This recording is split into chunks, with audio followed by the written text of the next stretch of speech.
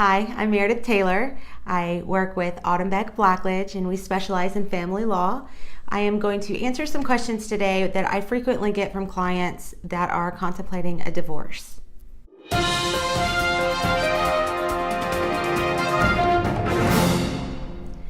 Three of the most frequently asked questions that I typically get in our office is the cost of a divorce, how long is it going to take, and will I have to go to court?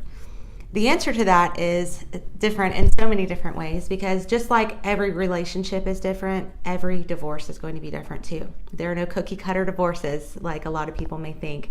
So because of that, all of those questions will be different depending on the parties and the case that we've got going on. But in general, the cost of a dissolution of marriage will weigh heavily on many factors, but most of which are the complexity of the cases and the issues that we have going on.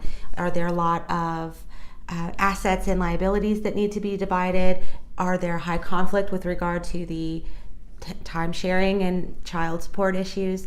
Those things will weigh very much in favor for a higher cost of the divorce. If you have a lot of conflict and a lot of issues that need to be addressed by your attorney, that's going to cost more than one that maybe had a short-term marriage or no conflict at all. So those things are something definitely to talk with your attorney about, to maybe even streamline your case and make it less complicated, less expensive, and also shorter. The typical divorce here that I deal with here in Escambia and Santa Rosa counties are usually between 12 and 18 months. Those cases are for medium conflict cases. The parties may have some areas that they agree with and some areas that are in conflict, or they need help to decide. After the discovery process, which is a process of exchanging financial documents, the attorneys will attempt to reach an agreement between the two of them without court intervention, without mediation. And if the parties are able to reach an agreement, then the case can be wrapped up fairly quickly. If not, we will have to schedule mediation and hopefully get an agreement there.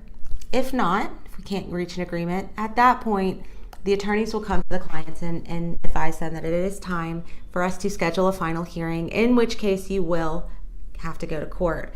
Many cases in our area do finalize and are able to settle, about 90% of them, without ever having to step foot in a courtroom. But of those cases that don't settle, it is up to the judge to make the determination on how to equitably divide your property and how to best divide the time sharing with your children. Thank you for taking a minute to watch our video. I hope that the information you found here was helpful. Please subscribe to our YouTube channel below, and if we can answer any questions, we're glad to do so.